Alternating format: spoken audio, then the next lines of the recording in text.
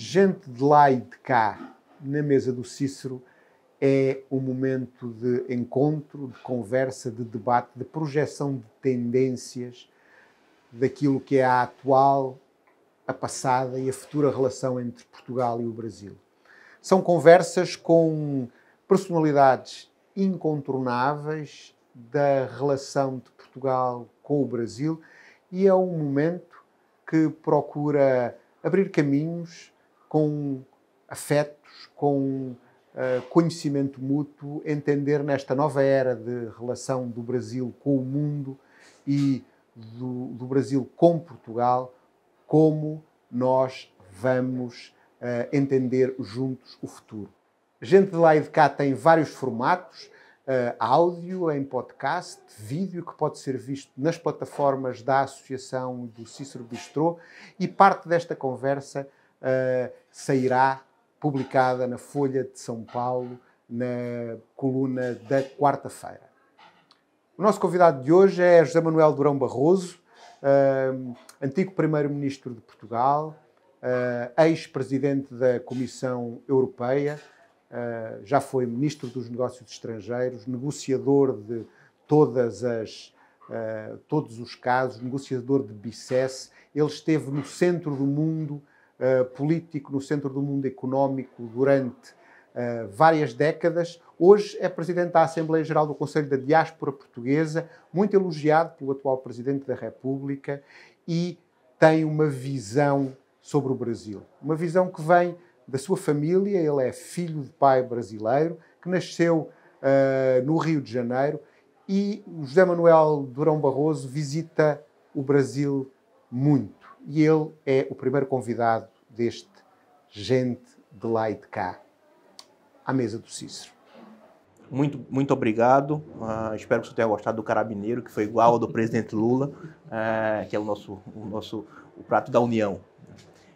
Dentro do tema da conversa, como é que o senhor, não podia deixar de ser diferente, como é que o senhor vê essa posse e esse novo mandato do presidente Lula do ponto de vista do que é que isso pode significar para essa relação Brasil-Portugal, Brasil-Portugal-Europa? Como é que o senhor vê isso aí, essa oportunidade? Bom, em primeiro lugar, queria agradecer muito o convite que me dirigiram à Associação Portugal-Brasil e aqui o Cícero Bistrô, meus amigos aqui presentes, por este convite para discutir convosco, para conversar sobre estes assuntos, que, como disseram nas vossas palavras muito simpáticas, é muito perto do meu coração. Eu tenho, de facto, uma grande amizade, um grande respeito pelo Brasil. É um país que eu admiro e que amo muito, também por razões familiares. O meu pai nasceu no Rio de Janeiro, em Copacabana, naquilo que hoje é a Avenida Atlântica, e aliás tinha nacionalidade brasileira, antes ainda de ter a nacionalidade portuguesa. E o Brasil, para mim, significa muito. Eu cresci muito com o Brasil.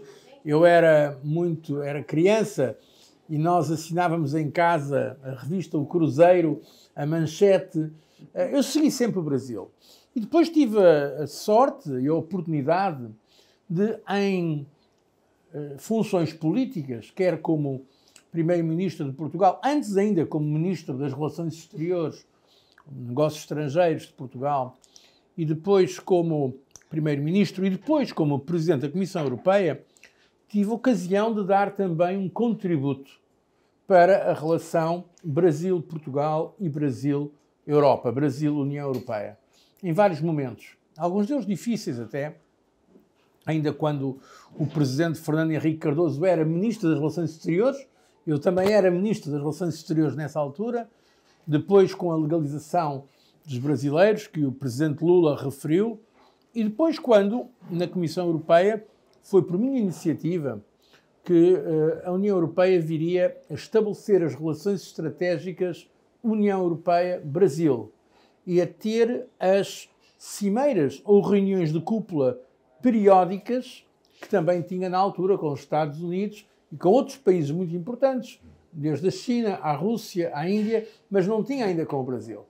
E por isso eu acompanho muito de perto esta relação Brasil-Europa e Brasil-Portugal, e tenho sempre gosto, quando posso, como é hoje o caso, com alguns amigos, falar sobre este assunto. Respondendo diretamente à sua pergunta, eu vejo nesta reeleição agora, enfim, depois de já ter sido presidente há alguns anos atrás, mas neste novo mandato do presidente Lula, vejo uma grande oportunidade para relançar as relações Portugal-Brasil e Brasil-Europa. A verdade, e tenho todo o respeito pelo Brasil, não vou entrar na política interna brasileira, mas a verdade é que as relações Portugal-Brasil nos últimos anos não foram muito boas. Não é que houvesse problemas, mas não havia uma relação ativa. Mas oficialmente não havia não, uma oficialmente. relação de portugueses e brasileiros, Exatamente. mas não havia uma relação Exatamente. institucional de Portugal e Exatamente. Afeto entre líderes, pelo menos. Exatamente. E com a Europa também. Foi essas tais cimeiras ou reuniões de cúpula que nós introduzimos na altura, eu tive muitas com o presidente Lula, com a presidente Dilma, agora ficou tudo, digamos, no freezer, no congelador. Bom, eu espero que agora isso volte. E o Brasil, que é de facto uma das mais importantes economias do mundo, e que para nós em Portugal tem um significado muito para além da economia, espero que tenha a prioridade que merece nas relações europeias e que para Portugal também seja uma oportunidade de traduzir essa relação afetiva em mais realizações económicas, políticas e culturais. Eu gostava de lhe fazer uma pergunta. O presidente Lula toma posse a primeira vez há 20 anos, em 2002, e a relação de Portugal com o Brasil há 20 anos era muito diferente da que é hoje. Até o reconhecimento mútuo, a percepção mútua entre os dois países. Em 20 anos tudo mudou no mundo. A comunicação entre as pessoas, a globalização, o acesso a conteúdos, a disponibilização da cultura. E uma coisa é certa, o presidente Lula tem afeto por Portugal, até porque, vindo da COP, parou aqui, podendo ter parado noutro sítio.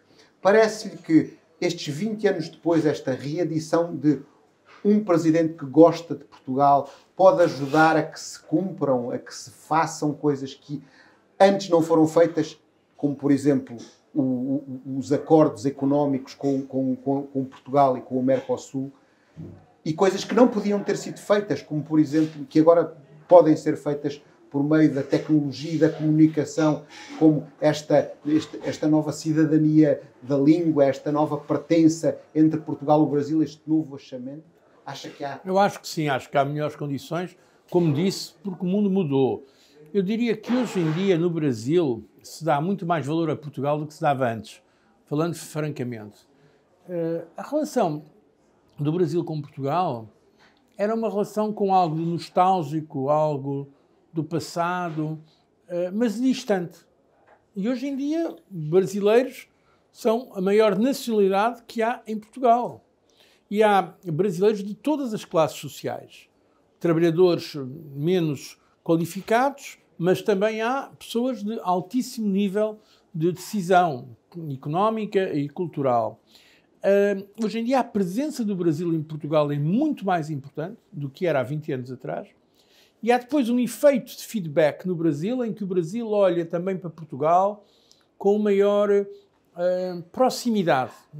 Eu até diria talvez com maior admiração.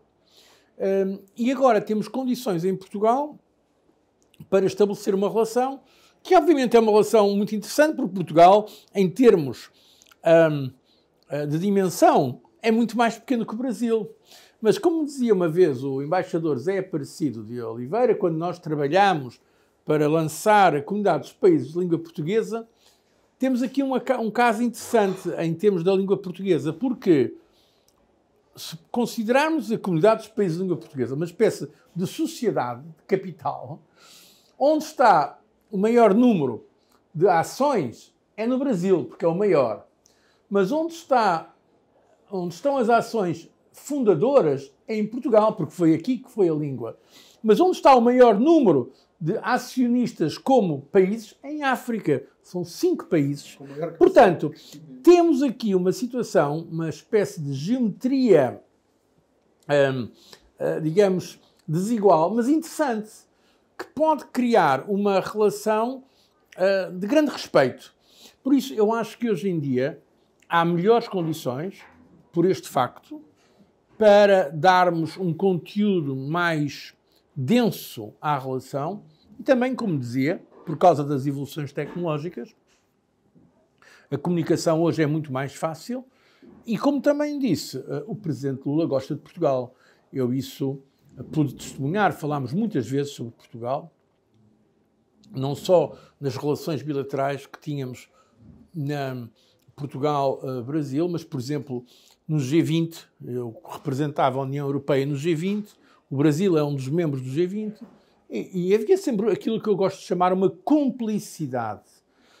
Havia uma cumplicidade entre o Brasil e Portugal, e neste caso entre o Presidente Lula e eu próprio, quando procurávamos avançar algumas agendas, algumas pautas na área internacional. E uma delas era o Mercosul, o Acordo Mercosul. Porque eu falei muitas vezes com o Presidente Lula sobre isso. Eu sei que o Presidente Lula e que o Brasil queriam o Acordo Mercosul, Europa-Mercosul. Na altura, para falar muito sinceramente, eu já não estou em funções políticas, por isso a minha sinceridade aumenta... Um senador como o senhor acaba por estar sempre. A minha sinceridade aumenta dia para dia. Não estou a falar apenas em meu nome próprio, não estou a falar em nome de ninguém, e por isso posso falar mais livremente. A verdade é que, na altura, a dificuldade maior vinha da Argentina, vinha do governo da Argentina. O Presidente Lula queria o Acordo de Mercosul, mas não queria também deixar a Argentina isolada ou fazer muita pressão sobre a Argentina. Mas agora, até por causa da nova posição anunciada pelo Presidente Lula sobre a questão da Amazónia, eu acho que há condições políticas para relançar o acordo União Europeia-Mercosul. Eu estive, aliás, em Bruxelas há algumas semanas e posso confirmar que, do lado da União Europeia, há essa vontade. E eu acho que é mais importante do que nunca, por uma razão até geopolítica. Porque o mundo está mais fragmentado do que nunca agora, por causa desta terrível guerra na Ucrânia. E nós precisamos demonstrar que neste mundo fragmentado é possível dois continentes diferentes, a Europa e a América do Sul, darem as mãos e trabalharem, não ser apenas em termos regionais, Europa para os europeus, América do Sul para os latino-americanos. Não, precisamos de casos de sucesso do ponto de vista multilateral e do ponto de vista internacional, para mostrar que não estamos condenados agora a que cada um se feche no seu próprio silo geográfico. Por isso seria uma grande notícia, não só comercial, económica, mas também seria politicamente importante que conseguíssemos um acordo global, um acordo na área global, neste caso através da Europa e do Mercosul, para mostrar que o comércio internacional e o investimento internacional continua vivo e que passos e de têm saúde. de ser dados e pela Europa, por Portugal e pelo Brasil. Um elefante come-se às fatias, não é? Então é preciso fazer isto progressivamente. Com a sua experiência, que já foi articulador de processos muito complicados e ficará na história por isso, já está na história por isso, neste momento, o que é que é expectável de cada um dos parceiros da Europa, de Portugal e do Brasil fazer-se neste primeiro momento para tornar isso possível? Portugal, e eu não quero estar a exagerar o nosso papel, eu sou português, obviamente, amo muito o meu país, mas procuro ser objetivo. E Portugal tem aqui um papel.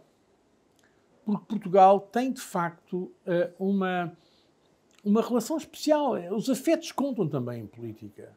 Não é só a dimensão, é um erro pensar. Às vezes os cínicos, chamados realpolitik, pensam que tudo o que rege a política são os interesses. Não é verdade. Os cínicos não têm sempre razão. Eu lembro-me, é um assunto completamente diferente. Lembro-me da questão de Timor-Leste. Quando Portugal lutava pela independência de Timor-Leste. E toda a gente nos dizia, toda a gente, que era impossível. Timor-Leste praticamente não existe. Onde é que isso fica? A Indonésia é o maior país muçulmano do mundo, é um país tão grande. Como é que vocês vão conseguir a independência de Timor-Leste? E a verdade é que foi possível, por causa do direito à autodeterminação. Não foi só Portugal, foram em primeiro lugar os timorenses, mas com o apoio dos países de língua oficial portuguesa. E conseguiu-se. Ou seja, aqueles que falavam em nome da realpolitik, os cínicos, não têm sempre razão. Há na vida internacional, e eu falo aí com alguma experiência, com certeza que há os interesses. Eu não sou ingênuo. Mas também há os afetos, há paixões, há afinidades eletivas, há proximidades. Bom, Portugal pode ter aí um papel. Eu tenho a certeza que Portugal, eu conheço, eu aliás falo com independência, porque como sabem o meu partido está neste momento na oposição, mas para mim aqui não há governo e oposição, não há partidos. Portugal, este governo, eu sei que também quer isso. Eu conheço o governo atual em Portugal e quer isso, quer desempenhar um papel também importante para o Brasil, na Europa. Agora, a Europa, a Comissão Europeia, com quem eu estive há pouco tempo, quer isso. O Brasil, se o Presidente Lula não mudou de opinião, também quer isso. Portanto, vamos fazer agora, tecnicamente pode ser lançado na primeira cimeira, vai haver equipas de negociação, tem que ver quais são as dificuldades e começar a trabalhar. Vai ser uma negociação difícil, porque os brasileiros, o Itamaraty, eu conheço muito bem há muitos anos, é gente muito competente, é uma diplomacia muito competente e muito dura a negociar, mas no final chega-se a um acordo. É como a União Europeia também não é fácil de negociar. São 27 países, pôr de acordo 27 países não é fácil, mas no final acaba. Por isso, eu acredito que vai ser desta e que desta vez vai dar certo e seria muito bom para o Brasil, para a Europa, para Portugal também, e eu penso também para a ordem internacional. Isso criaria um novo sentido para a ordem internacional. Exatamente. Era um bom exemplo. Este pós-Guerra Fria, que já lá vai há tanto tempo, com este episódio, como diz, trágico da guerra da Ucrânia, mas isto é como se estivesse a pedir novas centralidades, novas organizações transcontinentais. Exatamente, é isso mesmo. Foi tal cumplicidade que eu referi há pouco, para além dos contextos regionais, porque senão o que vai acontecer, aliás, há uma ameaça real. Eu tenho usado a expressão, a regionalização é o novo nome da globalização. Então, temos uns americanos cada vez mais focados, Estados Unidos, em si próprios, já começou com o Presidente Trump, mas a verdade é que há hoje em dia protecionismo na administração Biden. Nós damos muito bem, nós na Europa, damos muito bem politicamente com a administração Biden, mas a recente legislação aprovada pelos Estados Unidos é ultraprotecionista. Os chineses estão a fazer o mesmo, o pior, e a querem ver só a China ou a própria Ásia. Bom, a Rússia já nem vou falar, que é um caso trágico, é um Estado que está a transformar-se num Estado pária internacionalmente. A Europa pode tentar fechar-se sobre si própria. A América Latina ao mesmo. Ora, era ótimo, neste contexto fragmentado, que houvesse pelo menos um grande caso de sucesso, e isso seria o caso Mercosul-União Europeia. Eu até tive a oportunidade de ver essa semana, professor, o senhor lá no Roda Viva, em 2006, no Brasil, com o presidente da Comunidade Europeia, com 40 e poucos anos, né?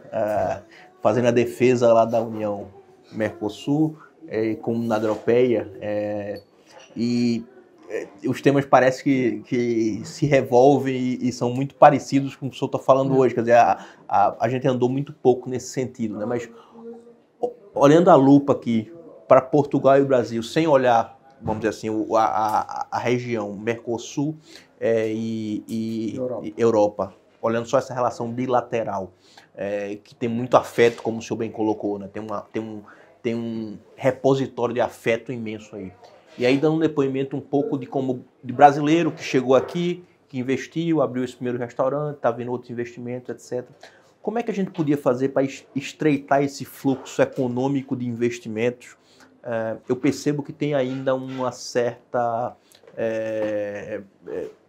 um certo cuidado, um certo medo da elite econômica portuguesa, desses investimentos brasileiros, no sentido de talvez perder um pouco de espaço, ou às vezes não tem um mecanismo, talvez, tributário adequado. Acho que tem uma coisa bilateral que pode ser feita entre os países para facilitar esse fluxo de investimentos, que, obviamente, como o senhor falou, é trabalhado em cima do afeto, da relação, mas hoje eu vou investir aqui, eu não tenho capacidade de garantias de usar de um país para outro. Então, você tem talvez criar uma legislação específica que facilite e que até dê mais tranquilidade para o próprio português, que não é que ele vai ceder mercado para o brasileiro, ele pode ser parceiro de um empresário brasileiro. Eu acho que o governo tem um papel para para trabalhar aí? Claro que tem, o Governo tem, o Ministério da Economia, e aí Portugal não é assim tão grande. Portugal, com alguns conhecimentos, com alguns contactos, pode resolver esses assuntos. Agora,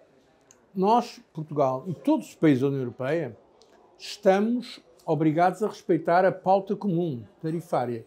E o Brasil também tem a sua pauta tarifária. Portanto, eu não quero estar a insistir muito nisto, mas queria dizer que esse ponto é essencial.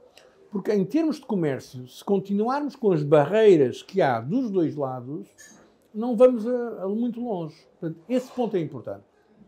Para além disso, aquilo que estava a dizer o Paulo Delanora também é muito importante. É tudo o que se puder fazer a nível bilateral para facilitar a parte burocrática, que é pesada de um lado e do outro, no Brasil e no Portugal, garantias, investimento, os bancos, financiamento da economia, tudo isso é bom e é positivo e deve ser feito e pode ser feito. Se houver vontade política dos dois lados, no Brasil e em Portugal, podemos agilizar, podemos facilitar muito, não só as trocas, mas sobretudo o investimento recíproco brasileiro em Portugal, e tendo Portugal tem acesso a todo o mercado europeu, e português também no Brasil. Ele sabe que pode haver uma atitude ou outra negativa, mas em geral, e como disse, eu não estou aqui a representar ninguém, estou a falar com total sinceridade, em geral o investimento brasileiro em Portugal é bem recebido. Não há, digamos, reticências políticas, como há, agora, infelizmente, por razões geopolíticas, talvez em relação a outros. Não. Quer dizer, eu acho que os portugueses preferem ter investimento brasileiro do que de algumas outras paragens. Portanto, às vezes pode haver aquelas resistências pessoais, aquilo, aquilo, mas é quase negligenciável. Em princípio, há aqui uma boa base para darmos conteúdo real a uma relação de afetos, mas que precisa de ser mais traduzida do ponto de vista económico. Nos afetos, há uma questão que é inegável. Nunca houve tantos brasileiros a viver em Portugal. Exatamente. Como se disse, fala-se entre 500 a 700 mil, tem uma expressão percentual na população de Portugal, né? Calcula-se que possa crescer mais. É preciso cuidar de quem nos visita, é preciso cuidar de quem para cá vem viver, para cá vem investir, e Portugal e o governo de Portugal talvez tenha aí muitas das queixas que se ouvem, muitos dos desconfortos que se ouvem é na capacidade que Portugal tem para processar a demanda que ele próprio coloca. Ou seja, depois há ali uma barreira no que é a concessão de vistos, no que é o tratamento dos processos administrativos. Nós, na Associação Portugal-Brasil 200 anos, como somos parte da sociedade civil, uma voz ativa cá e lá, e que ouvimos muito isso, como é que pensa, ou se pensa que a sociedade civil, as organizações civis podem ajudar o Governo da República a esbater essas dificuldades ou a fazer-se ouvir mais para que Portugal consiga tratar essa demanda com mais eficácia? Esse é um mal, infelizmente, que existe ainda na administração portuguesa e que, aliás, não atinge só os brasileiros, também atinge os portugueses. Eu ainda há dias, como presidente da Assembleia Geral do Conselho da Diáspora Portuguesa, fiz publicamente uma crítica a isso. Que falamos muito nas comunidades portuguesas no estrangeiro, mas os nossos serviços consulares, por falta de meios e por burocracias, não prestam o serviço que deviam prestar às pessoas. Portanto, os brasileiros que estão cá em Portugal e que, em geral, são muito bem-vindos, mas que depois veem esses atrasos burocráticos, devem pensar que não estão sozinhos. Que os portugueses que estão lá fora também têm o mesmo problema, às vezes, para importar um carro, para mudar a residência para Portugal, é muito difícil. Portanto, o que pode fazer a sociedade civil é encaminhar esse protesto, essa reivindicação junto das autoridades públicas. Eu próprio faço isso quando tenho a ocasião de falar com o Governo, como fiz há dias publicamente, porque não há aí uma oposição política, não é? Não há uma oposição política. Os brasileiros são bem-vindos em Portugal. Aliás, Portugal precisa de mais imigração. Portugal é um dos países na Europa que hoje em dia tem menos crescimento demográfico. Precisamos de mais imigração e é muito melhor, de um ponto de vista, digamos, de gestão da imigração, que seja gente culturalmente ligada a nós do que gente que traz outros problemas, não é? Para falar sinceramente. Embora, em princípio, nós estamos abertos a todo mundo. Mas é verdade que os brasileiros estão na primeira prioridade. Portanto, eu acho que esse assunto devia ser resolvido. E é importante que essa situação seja levada ao conhecimento das autoridades a nível político, diplomático, entre Brasil e Portugal, mas também pelas forças da sociedade civil portuguesa e pelos brasileiros que vivem cá. Como dizia, hoje em dia é praticamente impossível andar-se em Lisboa num restaurante como o vosso, mas não só nos restaurantes portugueses, nos Ubers, na sociedade em geral, sem estar sempre a encontrar brasileiros. Isto é uma mudança total. O Brasil, quando o presidente Lula ganhou da primeira vez, ele veio cá, eu recebi-o como primeiro-ministro de Portugal, não era assim. Há um contacto humano hoje em dia muito importante e temos que transformar esse contacto humano no capital, digamos, de cumplicidade e de realização para benefício dos dois lados, do Brasil e de Portugal.